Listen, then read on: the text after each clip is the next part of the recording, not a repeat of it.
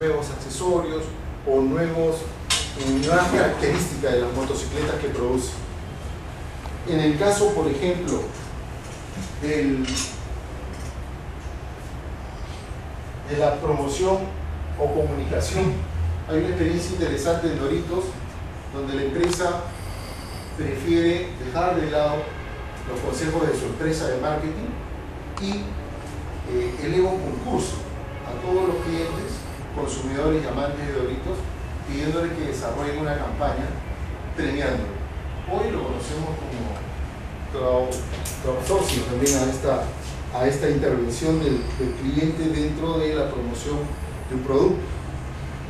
Y en el precio que cueste trabajo creerlo, sería interesante que una empresa considere, por ejemplo, que el cliente pague lo que le parece justo después de probar el producto.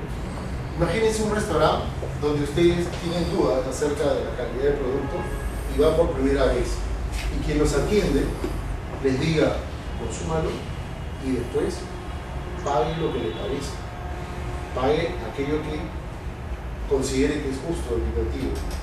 Imagínense una empresa de publicidad que pueda asegurarle a su cliente: si con la campaña que nosotros vamos a desarrollar usted vende más, nuestro porcentaje de utilidad o pago por esa campaña va a ser mayor, y si no es así, va a ser menor. Estoy seguro que esa empresa de publicidad sería la favorita, estaría buscado porque está garantizando sus productos. Bueno, esto es el marketing 3.0, pero es la introducción a nuestro tema principal, que es el producto, el right producto. ¿Y qué es un producto? La definición la vemos aquí. El producto es cualquier ofrecimiento que puede satisfacer una necesidad o un deseo. Entonces, vamos a recordar con un cuento de Adán en el paraíso, ¿se acuerdan? Que lo vimos en el curso anterior, para poder diferenciar qué es necesidad y qué es deseo. ¿Se acuerdan del cuento de Adán en el paraíso?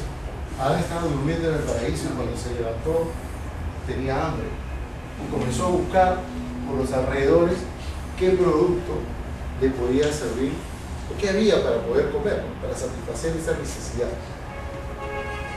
El hambre era esa necesidad que se le presentaba, una necesidad básica.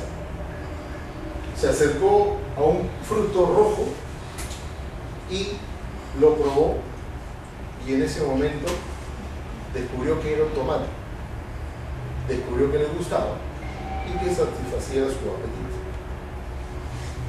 Otro día, Adán nuevamente se levanta en el paraíso y siente nuevamente hambre. Entonces sale a buscar algo para combatir esa necesidad. Y en el camino, obviamente, en la mente, él tenía la experiencia del tomate. Y ese era su deseo, encontrar un tomate. Y encontró un fruto rojo y lo muerde, pero esta vez no era un tomate, ¿no? Era un picante, un rocoto. Y obviamente desarrolló una actitud negativa frente a ese producto. Este ejemplo desarrolla lo que es una necesidad y un deseo. La necesidad es una carencia básica, es algo que nos sale de nosotros y detectamos y queremos satisfacer.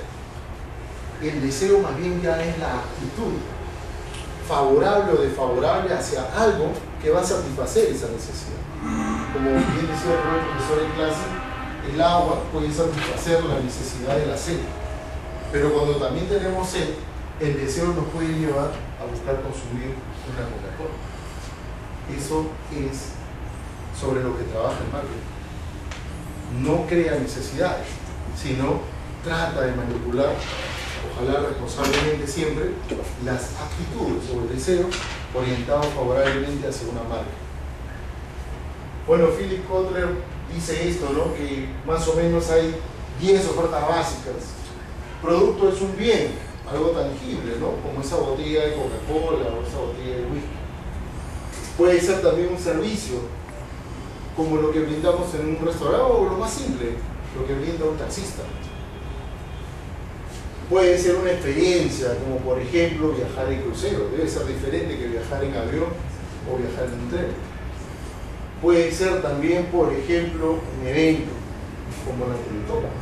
La Teletón es una marca registrada Y si un país lo quiere desarrollar, también seguramente tendrá que pagar algunos derechos y guardar algunos estándares. Puede ser una persona. ¿Cuántas veces hemos visto a Miguel Ángel Cornejo en diferentes instituciones, en diferentes países? Él es el producto. Lugares, propiedades, organizaciones como la que este osito simboliza, y nosotros rápidamente detectamos que se trata de una organización que cuida el medio ambiente, ¿cierto? Entonces, cuando hablamos de un producto, hablamos de cualquier ofrecimiento que puede satisfacer esa necesidad o deseo que habíamos hablado inicialmente. Vamos a tratar de simplificar con este cuadrito simple cuáles son las diferencias entre el producto tangible e intangible, porque siempre escuchamos que hay una diferencia entre el bien, que es tangible, y el servicio, que es intangible. Entonces acá hay unas características que nos van a ayudar a diferenciar un poco esto. Por ejemplo, el producto tangible se fabrica y se vende. Vamos a utilizar a cada rato Coca-Cola porque es un ejemplo muy simple, ¿no? Y lo tenemos todos los días frente a nosotros. Se fabrica y se vende. Se transfiere de propiedad. Tiene un precio la botellita y te la llevas y es tuya. Y hay diferentes tipos de presentación.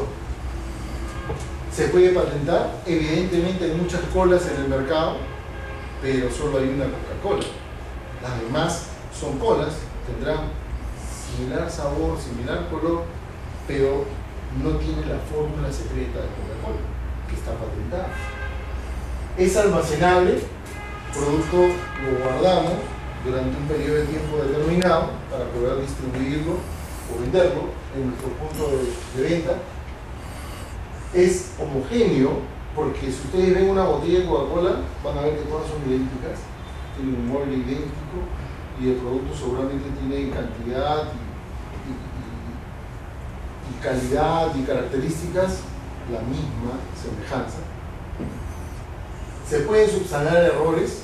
Un ejemplo que usé también hace un tiempo en una exposición acerca del servicio: una zapatería o una marca de zapatos. Yo trabajé en una hace muchos años que se llamaba Giuseppe Ferraro, que creo que ya no existe. Hoy es Bruno Ferrini, que era un proveedor de nosotros. En Giuseppe Ferraro los zapatos blancos y beige en invierno se convertían en zapatos marrones o negros. Y nadie lo sabía. Le cambiábamos los pasadores y los teníamos. Porque si no habían salido en el verano había que sacarlos en invierno. Y eso nadie se enteraba. El zapato seguía costando $199 porque era marca Bali. ¿Se dan cuenta? Podemos subsanar errores o cambiar las características sin que el cliente sepa. ¿Cómo puedo subsanar un error? En una fábrica de producción, recuerdo el ejemplo de Bacchus, las botellas pasan por una faja transportadora y por un láser que determina si tienen la medida exacta. Y algunas botellas son enchapadas sin cerveza. Inmediatamente de la máquina sale como un brazo y bota la botella. No permite que llegue hasta la etapa final, porque va a tener que regresar. Se subsanan errores y los clientes no saben, no se dan cuenta de esto. Se producen instalaciones en las cuales el público no tiene acceso, ¿no? Las fábricas están fuera del alcance de los clientes. En cambio, el producto intangible, en casi todas estas características, es todo lo contrario. Por ejemplo, el servicio se presta, no se vende por completo, o sea, no te pertenece por completo, ¿no? No hay una transferencia de propiedad. No se puede patentar, como decía el profesor en un ejemplo, el servicio de atención al cliente en un restaurante puede ser similar o puede ser diferente, pero nadie lo puede patentar. Nadie puede patentar el servicio de atención a la mesa, porque lo hacemos en diferentes lugares, ¿no? Heterogéneo, bueno, no es almacenable evidentemente porque no es un producto que podamos palpar, tocar, guardar. Es heterogéneo el servicio y ahí está el riesgo, y hay que prepararse mucho más a veces para trabajar con servicio, porque nunca es igual.